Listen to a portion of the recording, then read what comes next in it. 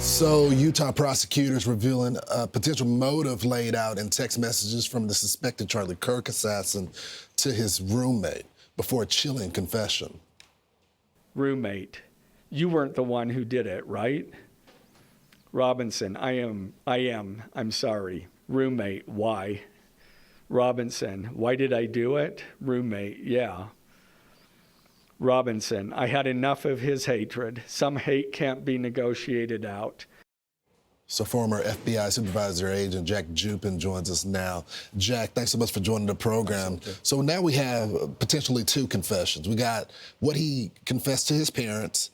They're going to be called in as witnesses. And then what he confessed to his lover/roommate. Yes.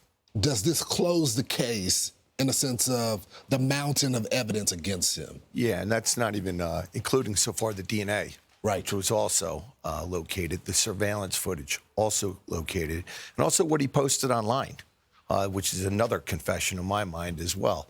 So as one of your prior guests said, a DOJ attorney, the evidence here is devastating. It's overwhelming, actually. What I would look to see is potentially his defense attorneys trying to work out a plea deal to avoid the death penalty. But with that said, the government doesn't have to accept it.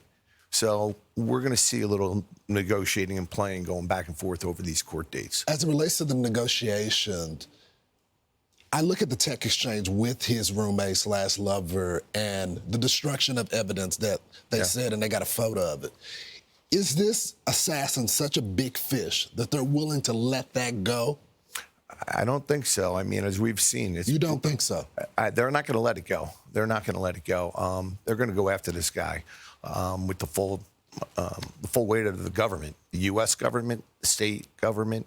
They're going to go after this kid, and they're not going to show him too much leniency. I mean, this event of this assassination has gone worldwide. It's not even in the United States. It's all over. You can see it in England. You see it in the Netherlands. So a lot of people are looking at this and to see how they handle it in Utah. Roger that. I want to talk about big picture because we're seeing political violence all over the place. We even got Luigi Mangione and people celebrating because of what he stood for. I found this interesting in this new poll, this new study, when it comes to the violence, if it's necessary or okay against political opponents. Elon Musk, 31% of all respondents said it's okay. 50% of the left-wing respondents said it was okay. We dropped down to Donald Trump, 38% of all respondents said it's okay. When it came to the left-wing, 56% of the left-wing respondents said it was okay. Are you surprised by this? No, I'm not actually surprised. We saw this after 9/11. We saw the radicalization of people online. In that case, it was Al-Qaeda, right? And we had investigated many kids, and they were kids that were getting radicalized online. And we took confessions of people saying, you know, where did you get into this? And they got online and did it. So we're seeing the same thing now, but in a different forum, right? Now we're seeing domestic hate because of political rivalries or just difference of opinions. How do you break that up today? Back then, the technology wasn't as secure. Yeah. And you can go in the chat and you have people undercover inside of the agencies. Yes. But now everything is so encrypted. And then the tech companies aren't working with the bits. No. They won't release it. So how do you break it up?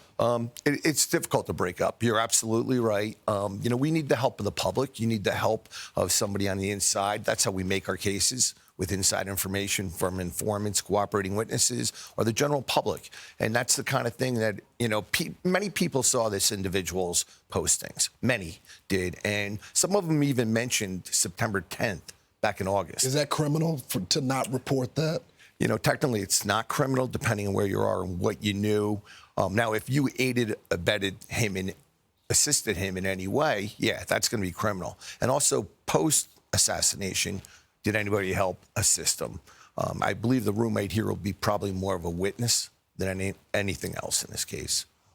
Stunning information. The fact that you weren't surprised by that founder tells us that we got a lot of work to do. We do. Thank you so much, sir. We really appreciate it. Thanks, LJ. I'm Steve Doocy. I'm Brian Kilmeade. And I'm Ainsley Earhart. And click here to subscribe to the Fox News YouTube page to catch our hottest interviews and most compelling analysis.